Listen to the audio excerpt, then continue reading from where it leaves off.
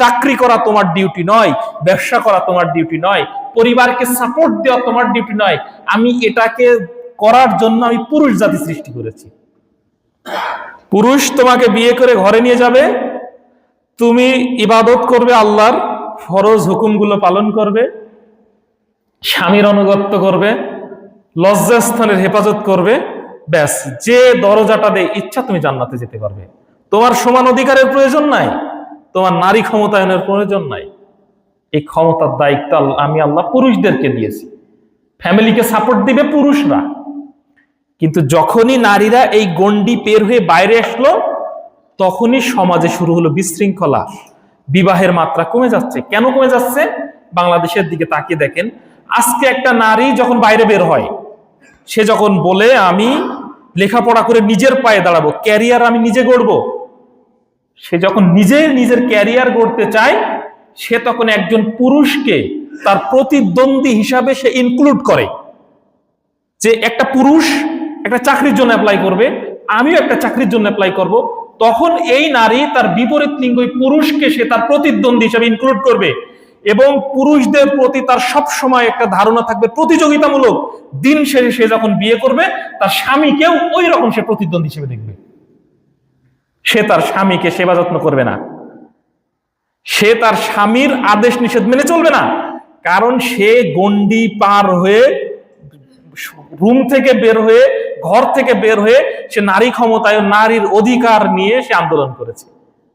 অথচ একটা নারীর ক্যারিয়ার বলতে আমি এতটুকুই বুঝি, আমি ব্যক্তিগতভাবে, একটা নারী সে একজনের পূর্ণবান স্ত্রী হবে, একটা সন্তানের লজ্জাশীল মা হবে, তার পরিবার পরিজন, শ্বশুর শাশুড়ির সেবা যত্ন করবে, স্বামীর আদেশ নিষেধ মেনে চলবে, পূর্ণ পর্দা করবে, ফরজ ইবাদত করবে। আমি নারীদের ক্যারিয়ার বলতে এতটুকুই বুঝি, এর বেশি বাইরে আর কিছু বুঝি না। অথচ নারী ক্ষমতায়নের নামে আজকে নারীরা বাইরে বের হচ্ছে, তারা সরকারি চাকরি করবে বলে পুরুষদের সাথে প্রতিদ্বন্দ্বিতায় মেতে উঠেছে। এ ব্যাপারে আল্লাহ তাআলা কোরআনে উদ্দেশ্য করে অভিভাবকদের বলেছেন মূলত, যে আনকিহুল আয়ামা মিনকুম, বিবাহের উপযুক্ত হলে বিয়ে দিয়ে দাও।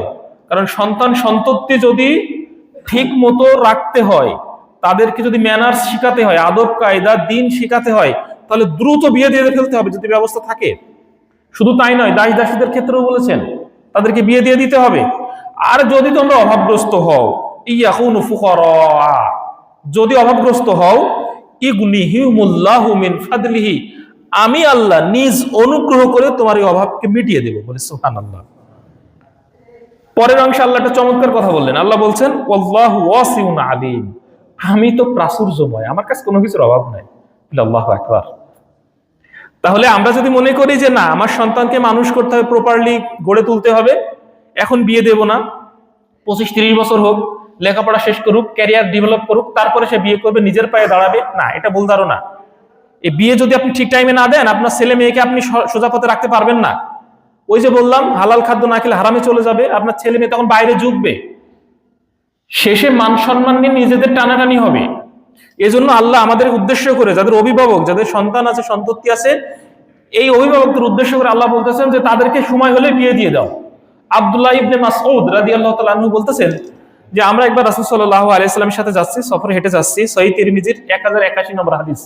আব্দুল্লাহ ইবনে মাসউদ রাদিয়াল্লাহু তাআলা আনহু হাদিসটা বর্ণনা করেছেন। তিনি বলেন যে আমরা একবার অনেকগুলো যুবক, বেশ কয়েকজন যুবক রাসূল সাল্লাল্লাহু আলাইহি ওয়াসাল্লামের সাথে হেঁটে যাচ্ছি। যেতে যেতে হঠাৎ করে তিনি বললেন, ইয়া মাশারাশ শাবাবি আলাইকুম বিল বায়াত, হে যুবকেরা, তোমাদের বিয়ে করা উচিত। বলি সুবহানাল্লাহ। আব্দুল্লাহ ইবনে মাসউদ রাদিয়াল্লাহু তাআলা আনহু বলতেছেন আমরা অনেকগুলো যুবক আছি, আমাদের এই যুবকগুলো দেখে রাসূল সাল্লাল্লাহু আলাইহি ওয়াসাল্লাম তখন আমাদেরকে বলতেছেন, ইয়া মাশারাশ শাবাবি আলাইকুম বিল বায়াত, তোমাদের বিয়ে করা উচিত। কেন? ফা ইন্নাহু আগাদ্দুলিল বাসারু, কারণ তোমরা যদি বিয়ে করে ফেলো, আগাদ্দুলিল বাসারু, তোমাদের নজরটাই, দৃষ্টিটা হেফাজতে থাকবে। বলে সুবহানাল্লাহ। তাহলে এই হাদিসের ভাষা থেকে বোঝা যায় যে ছেলে যে মেয়ে বিয়ে করে ফেলবে, তার নজরের হেফাজত চলে আসবে। বলে আল্লাহু আকবার। আসবে কিনা? ও আহসানুল ফারজু, এবং লজ্জা স্থানটা সুরক্ষিত থাকবে। এটা হাদিসের ভাষা। আপনি মানেন বা না মানেন, এটা একান্তই ইওর পার্সোনালিটি ম্যাটার, এটা একান্তই আপনার ব্যক্তিগত মত, আপনি মানতেও পারেন নাও পারেন। কিন্তু হাদিসে স্পষ্ট বলছেন যুবকরা, অনেকগুলো যুবক দেখে রাসূল সাল্লাল্লাহু আলাইহি ওয়াসাল্লাম বললেন, ইয়া মাশারাশ শাবাবি আলাইকুম বিল বায়াতি, তোমাদের এই যুবকদেরকে উদ্দেশ্য করে আমি বলতেছি তোমাদের বিয়ে করা উচিত। ফা ইন্নাহু আগাদ্দু লিল বাসারু, কারণ বিয়ে করলে তোমাদের দৃষ্টিটা নিচু থাকবে, হেফাজতে থাকবে। ওয়া আহসানু লিল ফারজু, লজ্জা স্থানটা হেফাজতে থাকবে, লজ্জা স্থানটা সুরক্ষিত থাকবে। ফামান লাম ইয়াস্তাতি, আর যে ব্যক্তির বিয়ে করার সামর্থ্য নাই, হতে পারে মেন্টালিটি ভাবে, হতে পারে ফিজিক্যালি, হতে পারে আর্থিক ভাবে, যার বিয়ে করার সামর্থ্য নাই, ফামান লাম ইয়াস্তাতি মিনকুম বায়াতি ফাআলাইহি বিসসাওমি, বিয়ের বয়স হয়ে গিয়েছে কিন্তু আপনি ফিজিক্যালি ফিট না, মেন্টালি ফিট না, আর্থিকভাবে ফিট না, তাহলে আপনি কি করবেন? আলাইহি বিসসাওমি, রোজা রাখবেন। কি রাখবেন? রোজা রাখবেন। ফা ইন্নাস সাওমা লাহু উইজাহু, রোজা রাখলে তার যৌন চাহিদা সে নিজেকে সংযত রাখতে পারে। তাহলে ইসলামে সব ধরনের ব্যবস্থা আল্লাহ করে দিয়েছেন। বিয়েটা এমন একটা গুরুত্বপূর্ণ জিনিস যেটা করলে আপনার লজ্জাস্থান সুরক্ষিত থাকবে, আপনার নজর নিচু থাকবে, নিজের নজরটাকে হেফাজতে রাখতে পারবেন।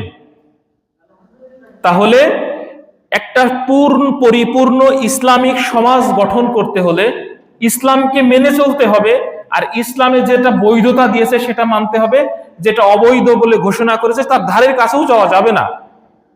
কারণ ইসলামে বিয়ের ব্যাপারে উৎসাহিত করা হয়েছে, কিন্তু অন্যান্য ধর্ম এইরকম উৎসাহিত করা হয় নাই। অনেক সাহাবী, উসমান ইবনে মাযউন রাদিয়াল্লাহু তাআলা আনহু বলতেছেন, তিনি একবার সিদ্ধান্ত নিয়েছেন আমি বিয়ে করব না, বিয়ে না করে সারা রাত শুধু নামাজ পড়বো, রোজা রাখবো, হজ যাকাত করবো, অনেক ইবাদত বন্দেগী করব। তো রাসূল সাল্লাল্লাহু আলাইহি ওয়াসাল্লাম তাকে ডেকে বললেন, ইয়া উসমান ইবনে মাযউন বললেন, আমি তো তোমাদেরকে বৈরাগী জীবন করার জন্য উৎসাহিত করি নাই। আমি রাসূল সাল্লাল্লাহু আলাইহি ওয়াসাল্লাম, তিনি বলছেন, হাদিসে তিনি বলতেছেন যে আমি রাতে তাহাজ্জুদ পড়ি, কিয়ামুল লাইল পড়ি, আবার ঘুমাই, নফল রোজা রাখি, আবার ভেঙে ফেলি, আমি বিয়ে করি, আবার বিচ্ছেদ ঘটাই। সুতরাং যে ব্যক্তি আমার সুন্নাতের উপরে টিকে থাকলো, অবিচল থাকলো, সে আমার অন্তর্ভুক্ত। আর যে আমার সুন্নাতকে টিকে রাখলো না, তার উপর অবিচল থাকলো না, সে আমার অন্তর্ভুক্ত নয়।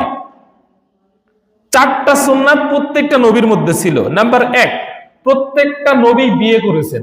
কি করেছেন? বিয়ে করেছেন। কিন্তু একজন নবী বিয়ে করেন নাই, নাম বলতে পারবেন? কে? ঈসা আলাইহিস সালাম। উনি এখনো বিয়ে করেন নাই, কারণ 33 বছর বয়সে আল্লাহ তাআলা উনাকে চতুর্থ আসমানে উঠিয়ে নিয়ে গেছেন। উনি আবার কিয়ামতের আগে উনি আবার আসবেন এবং বিয়ে করবেন, সংসার সম্পত্তি হবে, হাদিসে পাওয়া যায়। তো 4টা সুন্নাত হলো কমন সুন্নাত, প্রত্যেকটা নবী ছিল। নাম্বার 1, প্রত্যেক নবী বিয়ে করেছেন। নাম্বার 2, প্রত্যেকটা নবী সুগন্ধি ব্যবহার করতেন। নাম্বার 3, প্রত্যেকটা নবী লজ্জা স্থান ঢেকে রাখতেন, তাদের আব্রু ঢেকে রাখতেন। আর নাম্বার 4, প্রত্যেকটা নবী কি করতেন? মিসওয়াক করতেন। রাসূল সাল্লাল্লাহু আলাইহি ওয়াসাল্লাম বলছেন যে আমার উম্মতের যদি কষ্ট না হতো, আমি 5 ওয়াক্ত নামাজের পূর্বে মিসওয়াক করার নির্দেশ দিতাম। এবং সবথেকে মজার ব্যাপার হলো এই, রাসূল সাল্লাল্লাহু আলাইহি ওয়াসাল্লামের জীবনের শেষ ইবাদতটা ছিল মিসওয়াক। যখন তিনি মারা যাবেন, ইন্তেকাল করবেন, দুনিয়ার সফর শেষ করবেন, তখন তিনি এক সাহাবী পাশে দাঁড়িয়েছিলেন, সেই সাহাবীর হাতে একটা মিসওয়াক ছিল। এই মিসওয়াকের দিকে তিনি ফেল করে তাকিয়েছিলেন। তো আম্মাজান আয়েশা রাদিয়াল্লাহু তাআলা আনহা বুঝতে পারলেন হয়তো রাসূল সাল্লাল্লাহু আলাইহি ওয়াসাল্লাম মিসওয়াক করতে চায়। তখন তিনি বললেন, ইয়া রাসূলুল্লাহ সাল্লাল্লাহু আলাইহি ওয়াসাল্লাম, আপনি কি মিসওয়াক করবেন? তিনি আর কথা বলতে পারতেছেন না, তিনার গায়ে এমন জ্বর। আব্দুল্লাহ ইবনে মাসউদ রাদিয়াল্লাহু তাআলা আনহু বলতেছেন যে রাসূল সাল্লাল্লাহু আলাইহি ওয়াসাল্লামের গায়ে মৃত্যুর আগে এত জ্বর আসে যে 2টা মানুষের গায়ে জ্বর আসলে যে তাপ, সেই রকম তাপ। আমি হাত দিয়ে বললাম, ইয়া রাসূলুল্লাহ সাল্লাল্লাহু আলাইহি ওয়াসাল্লাম, আপনার গায়ে তো প্রচন্ড জ্বর, প্রচন্ড তাপ। তো তিনি বললেন যে 2টা মানুষের যে জ্বর হলে যে তাপমাত্রা ওঠে, আমার শরীর এখন সেই তাপ। তখন আব্দুল্লাহ ইবনে মাসউদ রাদিয়াল্লাহু তাআলা আনহু বলেন, ইয়া রাসূলুল্লাহ সাল্লাল্লাহু আলাইহি ওয়াসাল্লাম, আপনার শরীরে তো 2টা মানুষের জ্বর তাপমাত্রা দেয়া হয়েছে, এজন্য কি আপনি ডাবল সওয়াব পাবেন? রাসূল সাল্লাল্লাহু আলাইহি ওয়াসাল্লাম বলেন, বালা, হ্যাঁ অবশ্যই পাবো। তো এত পরিমাণ জ্বর আর শরীর এত পরিমাণ দুর্বল, তিনি আর কথা বলতে পারছেন না। আম্মাজান আয়েশা রাদিয়াল্লাহু তাআলা আনহা তখন বললেন, আপনি কি মিসওয়াক করতে চান? তিনি অল্প একটু ইশারা করলেন, হ্যাঁ করতে চাই। তখন মিসওয়াকটা যে চাবাবেন, এই শক্তি তার শরীরে নাই। দেখেন আমরা অহংকার বশত কি না করি। রাসূল সাল্লাল্লাহু আলাইহি ওয়াসাল্লাম বললেন, জান্নাতি প্রায় 40 জন যুবকের যে শক্তি হবে, সেই শক্তি আল্লাহ তাআলা আমি মুহাম্মদ আমার গায়ে দিয়েছেন। অথচ মৃত্যুর সময় মিসওয়াক চাবাবেন, এই মিসওয়াকটা যে চাবিয়ে নরম করবেন, এই শক্তি তার গায়ে ছিল না। অথচ আমরা অহংকার বশত কতকেই না করি।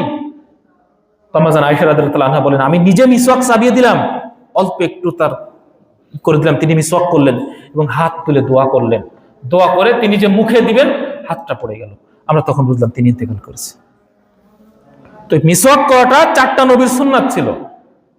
4টা নবীর যে কমন সুন্নাত ছিল তার মধ্যে মিসওয়াক ছিল, বিবাহ ছিল, খতনা করা ছিল, এবং প্রত্যেকটা নবী কি করতো? তাদের লজ্জাস্থানকে নিবারণ করার জন্য ঢেকে রাখতো।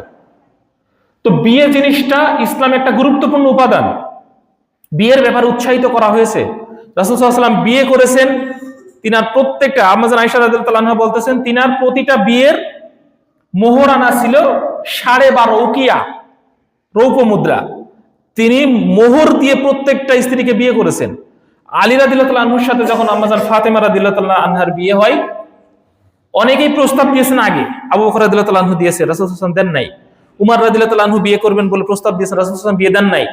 কিন্তু আলী রাদিয়াল্লাহু আনহু, তিনি গরিব ছিলেন, তিনার ধন সম্পদ ছিল না, কিন্তু বিবাহের প্রস্তাব দিবেন এই রকম সাহস তার হচ্ছে না। তখন আবু বকর রাদিয়াল্লাহু আনহু এবং উমর রাদিয়াল্লাহু আনহুর সাথে কথাবার্তা বলে তিনি ফাতেমা রাদিয়াল্লাহু আনহাকে বিয়ে করবেন বলে প্রস্তাব দিতে বললেন। প্রস্তাব দিলেন, রাসূল সাল্লাল্লাহু আলাইহি ওয়াসাল্লাম রাজি হলেন। তখন বললেন যে ঠিক আছে, তুমি তো বিবাহ করবে, তাহলে তোমার মোহরানা কি দিবে? তখন তিনি বললেন আমার তো কিছুই নাই। তখন তিনি একটা বর্ম ছিল, যে বর্ম দিয়ে তিনি যুদ্ধ করতেন, এই বর্মটা তিনি বেচে দিলেন। 12.5 উকিয়া রৌপ্য মুদ্রা দিয়ে তিনি মোহরানা দিয়ে বিয়ে করলেন। ইসলামে বৈধতা যে জিনিসটা, সেটা তিনি পূরণ করলেন। এবং রাসূল সাল্লাল্লাহু আলাইহি ওয়াসাল্লাম বললেন, আচ্ছা ঠিক আছে, বিয়ে তো করলে, এবার তো ওয়ালিমা করতে হবে। আমাদের সমাজে কি হয়? সমাজের প্রেক্ষাপট সম্পূর্ণ ভিন্ন। আজকে একটা পিতা দেখেন, যখন আলী রাদিয়াল্লাহু আনহুকে বললেন ওয়ালিমা করতে হবে, তখন তার তো কিছুই নাই। সাদ রাদিয়াল্লাহু আনহু বললেন আমি একটা ভেড়া দিব। তিনি একটা ভেড়া দিলেন, অন্যান্য সাহাবী ভুট্টা দিলেন। এই দিয়ে মাংস রান্না করে, রুটি তৈরি করে ওয়ালিমা করা হলো। রাসূল সাল্লাল্লাহু আলাইহি ওয়াসাল্লাম তার নিজ কন্যাকে শ্বশুর বাড়ি পাঠাবেন, কি দিল? একটা তোশক দিল, একটা চাদর দিল, একটা পানির পাত্র দিল। ইসলামে কোনো মানুষ, কোনো মেয়ের বাবা যদি মনে করে আমি আমার কন্যাকে এই জিনিসটা দিব, দিলেও দিতে পারে, না দিলেও না দিতে পারে। কিন্তু বরযাত্রী যেটা বলে আমাদের বাংলাদেশে, আমি এর নাম রাখছি বরযাত্রী, বরযাত্রী নয়। একটা মানুষ তার মেয়েকে 15 বছর 20 বছর কত কষ্ট করে খেয়ে না খেয়ে মানুষ করে, বিয়ে দেয়, এই মেয়েটাকেই সে দিয়ে দেয়। তার পাশাপাশি কি হয়?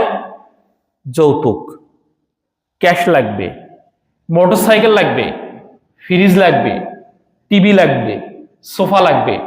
আরে বেটা, তোমার সামর্থ্য নাই, তুমি বিয়ে কইরো না। তো শ্বশুরের কাছে চাপ দেওয়ার প্রয়োজন আছে কি? ফকিরের মতো চাও কেন? ভিক্ষা করে করতে পারো না এগুলো? শ্বশুরের কাছে চাইতে হবে কেন? আবার চাই, পাশাপাশি শ্বশুর বাড়ি ফোন করে বলে আমার তো লোক সংখ্যা অনেক, ফ্রেন্ড সার্কেল অনেক, বন্ধু বান্ধব অনেক, বরযাত্রী হবে 200 জন। কেন? তোমার সামর্থ্য নাই, তুমি বিয়ে কইরো না, তো শ্বশুর বাড়িতে খাওয়াবো কেন? এটা ইসলামে জায়েজ আছে? তোমার যদি এতই সামর্থ্য হয়, এতই বন্ধু বান্ধবী নিতে হয়, তুমি তোমার নিজের বাড়িতে করো, বাড়িতে এনে তোমার বন্ধু বান্ধবকে খাওয়াও। শ্বশুরের ঘাড় ভাঙো কেন? ইসলামের রীতিনীতি সম্পূর্ণ উল্টো করে ফেলেছে এখন বাংলাদেশে। শুধু বাংলাদেশ না, আর অন্যান্য দেশে কি করে? বিয়ে করে শ্বশুর বাড়ি জুলুম করে। সে দিলেও দিতে পারে, না দিলেও না দিতে পারে। খেতে দিলে দিতে পারে, না দিলেও দিতে পারে। রাসূল সাল্লাল্লাহু আলাইহি ওয়াসাল্লাম বলছেন যে বিয়েতে যত লোক সংখ্যা কম হবে, সে বিয়েতে বরকত বেশি। বিয়ে হবে মসজিদে, আর এখন বিয়ে হয় কোথায়? কমিউনিটি সেন্টারে। সুন্দর করে ফুল সাজ্জা করে, সবকিছু করে, ভালো ডেকোরেশন করে, খাওয়া দাওয়ার কত ব্যবস্থা করে। সব কার ঘাড় ভাঙে? মেয়ের বাপের। ছেলের বাপের কোনো খরচই নাই। কারণ ছেলের বাপ ছেলে জন্ম দিয়ে সে খুব বীর বাহাদুর হয়ে গিয়েছে, সে বড় বীর হয়ে গেছে, তার আর কোনো খরচ নাই। সে গোপে তেল দিয়ে, মোচে তেল দিয়ে খাতে চলে যায়, সাদা পাঞ্জাবি সাদা পায়জামা পরে খাতে চলে যায়, সে নিজের কোনো খরচ করে না। কিন্তু ইসলামে বলতেছে বিয়ে করেছো তুমি, তোমার এখন আনন্দের রাত, তোমার এখন আনন্দের সময়, এই আনন্দে আনন্দিত হয়ে তুমি মানুষকে খাওয়াবা। আর আমরা না খাওয়াই কি করি? আমরা শ্বশুর বাড়ি যে শ্বশুরি ঘাড় মটকাই। এটা ইসলামে জায়েজ নাই। তো বিয়েকে কেন্দ্র করে সংস্কৃতির নামে অপসংস্কৃতি ঢুকেছে বাংলাদেশে। অথচ পূর্বে ইসলামিক রীতিনীতি ছিল কেমন, বিয়ের রীতিনীতি ছিল কেমন, আমরা ইতিহাস ঘাটলেই দেখতে পারি। সাহাবীরা বিয়ে করেছেন, বিয়ে করে বাড়ি এনেছেন, এনে বন্ধু বান্ধব নিজে খাওয়াইছেন, শ্বশুর বাড়ির ঘাড় ভাঙে নাই। কিন্তু আমরা সম্পূর্ণ উল্টোটা করি, রীতিনীতিকে পুরোটাই চেঞ্জ করে ফেলি। বিয়ের শুরু থেকে কি করি? মেয়ের গায়ে হলুদ মাখাই, ছেলের গায়ে হলুদ মাখাই। রিসেন্টলি আমার পরিবারের পক্ষ থেকে একটা বিয়ে হলো, আমি ছিলাম না অবশ্য। বলতেছে যে আগে ছেলে হলুদ মাখবে, ছেলে হলুদ মাখার ফলে ওই হলুদের টুকরাটা এনে মেয়েকে মাখানো হবে। এই রীতিনীতি ইসলামে আছে? কথা বলতেছেন না কেন? আছে নাকি? তো ঢুকলো কোথা থেকে? ওই যে আগে বললাম, খুতবার শুরুতেই বললাম না, যারা খ্রিস্টান ধর্মের বর্তমান যারা প্রতিষ্ঠাতা, প্রচলিত খ্রিস্টান ধর্মের সাধু পৌল, সে বলছে যে তার কুমারী মেয়েকে বিয়ে দিলে সে ভালো করলো, আর যে তার কুমারী মেয়েকে বিয়ে দিল না সে আরো ভালো করলো। তারা বৈরাগী জীবন পছন্দ করে, তারা বিয়ে করতে চায় না, উইদাউট বিয়েতেই তারা রিলেশনশিপে যেতে চায়। এই যে আমার যুবক ভাইরা চিনবে, এই যে মেসি বিয়ে করেছে কয় বছর বয়সে? সন্তান কটা হওয়ার পরে? বাচ্চা কাচ্চা হওয়ার পরে বিয়ে করে নাই? তারা বিয়ে করছিল আগে, বাচ্চা কাচ্চা হয়েছে তারপরে বিয়ে করেছে। তারা তো যা করেছে, আর এখন আমরা ইসলামের নামে আমরা ইসলামী বৈধতা দিচ্ছি বিয়ের, কিন্তু বিয়ের শুরু থেকে শেষ পর্যন্ত একদম পুরো হয় হিন্দুদের কালচার, নাই খ্রিস্টানদের, নাই বৌদ্ধদের কালচার। আমরা হলুদ মাখাচ্ছি, কোনো পর্দা নাই। এবার মেয়েকে দেখতে আসছে ছেলের বন্ধু বান্ধব, ছেলের বন্ধুরা মেয়ে দেখতে আসছে, ছবি তুলবে, বন্ধুদের কাছে শেয়ার করবে। ছেলের বাপ যাচ্ছে, রাসূল সাল্লাল্লাহু আলাইহি ওয়াসাল্লাম বলছেন যে দেখা জায়েজ আছে ছেলে আর মেয়ের জন্য, দৃষ্টি আকর্ষণের জন্য, নিজেদের চাহিদার আকর্ষণের জন্য ছেলে মেয়ে একান্তে দেখবে বা একে অপরকে দেখবে, কিন্তু এখানে কোনো বন্ধু বান্ধব, ভগ্নিপতি, পিতা দেখতে পারবে না। পাত্রপক্ষের মেয়েরা পাত্রীকে দেখতে পারবে, কিন্তু ছেলেরা দেখতে পারবে না, একমাত্র পাত্র ছাড়া। আমাদের ইসলামে বিবাহ এমন ভাবে করে নিচ্ছি, গরু বেচা কিনা হয় দেখেছেন? সামনে দেখে, পিছন দেখে, পা দেখে, লেজ দেখে, কান দেখে, শিং দেখে। ওই ছেলে পক্ষের ছেলেরা বন্ধু বান্ধব যে একটা মেয়ে ঠিক সেইভাবে দেখে। আবার বলে কি বলে শাড়িটা একটু সরায়ে একটু হেঁটে দেখাও তো মা। হেঁটে দেখে, চুল দেখে, কত কি দেখে। সব অপসংস্কৃতি। দেখতে পারবে, মেয়েরা দেখতে পারবে, কিন্তু আমরা ছেলেরা এটা করে নিয়েছি। পর্দার বিধান নাই এখানে। তো সংক্ষিপ্ত যে মেসেজটা আপনাদেরকে দিতে চাচ্ছি আজকে, আমাদের সমাজে যে বিবাহ হয়, এই বিবাহ একটা গুরুত্বপূর্ণ জিনিস। খুতবার শুরুতেই বলেছি, মানব সভ্যতা টিকে থাকে পরিবারে, পরিবার তৈরি হয় বিবাহে। এই বিবাহে যেন কোনো অপসংস্কৃতি না ঢোকে। একটা বিবাহের ক্ষেত্রে রাসূল সাল্লাল্লাহু আলাইহি ওয়াসাল্লাম বলছেন 4টা জিনিস দেখে, প্রথম পাত্রপক্ষকে বলছে 4টা জিনিস দেখে মেয়েকে বিয়ে করবে। নাম্বার 1, লিমা লিহা, ওয়েলথ, ধন সম্পদ দেখতে হবে, দেখে যাচাই বাছাই করে বিয়ে করতে হবে। নাম্বার 2, লিহাসা বিহা, লাইভনেস, অনার, তার ভিতরে বংশমর্যাদা কেমন, এটা দেখতে বলেছেন।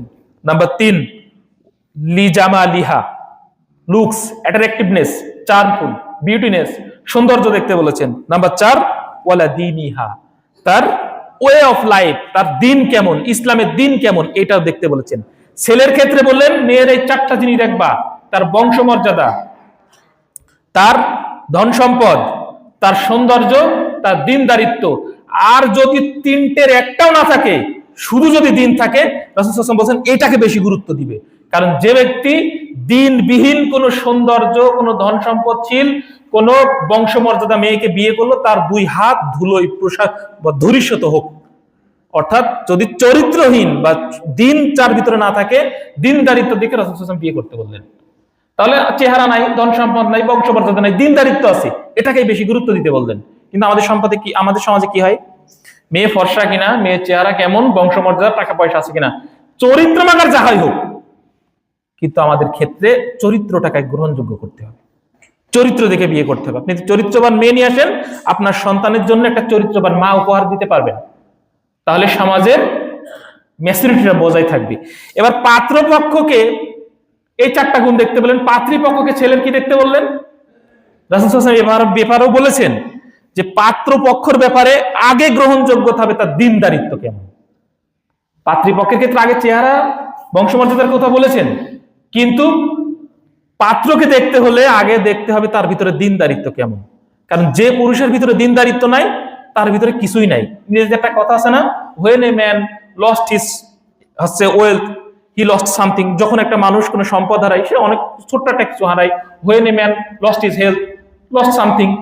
তো যখন একটা মানুষ তার দেহের কিছু হারায়, শারীরিকভাবে অসুস্থ হয়, সে তখন সাময়িক কিছু হারায়, but when a man lost his character he lost everything. যখন একটা মানুষ তার চরিত্র হারিয়ে ফেলে তখন সবকিছুই হারিয়ে ফেলে। এই জন্য পুরুষের ক্ষেত্রে, ছেলে দেখার ক্ষেত্রে আগে দেখবেন দিনদারিত্ব কেমন। আমরা কি করি, ছেলে বিয়ে দিতে গেলে দেখি বিসিএস ক্যাডার কিনা, সরকারি চাকরিজীবী কিনা, টাকা পয়সা আছে কিনা, মাথায় চুল থাকলেও চলবে, না থাকলেও চলবে। ছেলে যদি বিদেশ থাকে, ইতালি থাকে, ইউরোপের কোনো কান্ট্রিতে থাকে, তাহলে তো আলহামদুলিল্লাহ, তাহলে তো মেয়ের বাপ আরো খুশি, মোছে তেল দিয়ে বিয়েতে রাজি। কিন্তু তার ভিতরে দিনদারিত্ব আছে কিনা, তার ভিতরে ইসলামী আকীদা আছে কিনা, আমরা এটা দেখি না। কিন্তু আমাদের এই সামাজিক ভাবে এগুলো দেখতে হবে, এগুলো দেখা জরুরি। বিবাহের ক্ষেত্রে কোনো অপসংস্কৃতি যেন আমাদের মধ্যে না প্রবেশ করে। আমরা এই যে হলুদ মাখানো, মানুষের মেয়েকে পর্দাবিহীন মানে গায়রে মাহরামের সামনে আমরা গোসল করানো, এই পর্দা বাদে এগুলো করানো, এগুলো যেন না করি। পর্দার ব্যাপারে কঠিন হুঁশিয়ারি আছে, কড়া একটা বার্তা আছে। আমরা আমাদের আয়েশা রাদিয়াল্লাহু তাআলা আনহার কথা অনেকবার শুনেছি না, একটা হুজরায় 3টা কবর। বলতে পারবেন কোথায়? একটা ঘরের মধ্যে 3টা কবর আছে, বলেন তো কোথায়? কোথায় কোথায়? মাশাআল্লাহ মাশাআল্লাহ। মসজিদে নববীতে একটা হুজরায় 3টে কবর, অর্থাৎ একটা রুমে 3টা কবর আছে। রাসূল সাল্লাল্লাহু আলাইহি ওয়াসাল্লাম যখন ইন্তেকাল করলেন, তখন সাহাবীরা মনে মনে করতেছেন, বলাবলি করতেছেন, রাসূল সাল্লাল্লাহু আলাইহি ওয়াসাল্লামকে কোথায় কবর দেওয়া যায়। তখন আবু বকর রাদিয়াল্লাহু তাআলা আনহু বলতেছেন, আমার এখনো মনে আছে রাসূল সাল্লাল্লাহু আলাইহি ওয়াসাল্লাম বলছেন, আল্লাহ তার প্রিয় বান্দাদেরকে, নবী রাসূলগণকে সেখানেই মৃত্যুবরণ করান যেখানে চান তিনি সেখানে তার কবর হোক। সুতরাং রাসূল সাল্লাল্লাহু আলাইহি ওয়াসাল্লাম এখানে মৃত্যুবরণ করেছেন, এখানেই কবর হবে। আমাদের আয়েশা রাদিয়াল্লাহু তাআলা আনহার ঘরেই উনি মৃত্যুবরণ করেন, ওখানে রাসূল সাল্লাল্লাহু আলাইহি ওয়াসাল্লামকে কবর দেওয়া হলো। এবার আবু বকর রাদিয়াল্লাহু তাআলা আনহু মৃত্যুবরণ করলেন, রাসূল সাল্লাল্লাহু আলাইহি ওয়াসাল্লামকে কবর দেওয়ার ফলে আমাদের আয়েশা রাদিয়াল্লাহু তাআলা আনহার ঘরটা ছিল ছোট, রাসূল সাল্লাল্লাহু আলাইহি ওয়াসাল্লাম কবর দিলেন, কবরের পাশে আমাদের আয়েশা রাদিয়াল্লাহু তাআলা ঘুমিয়ে থাকতেন, শুয়ে থাকতেন, সেখানেই তিনি বসবাস করতেন, কারণ রুমটা ছিল ছোট। আবার যখন আবু বকর রাদিয়াল্লাহু তাআলা আনহু মৃত্যুবরণ করলেন, তখন রাসূল সাল্লাল্লাহু আলাইহি ওয়াসাল্লাম পাশে কবর দেওয়া হলো, আমাদের আয়েশা রাদিয়াল্লাহু তাআলা আবার ওখানে শুয়ে থাকলেন, ওই ঘরেই বসবাস করতে লাগলেন।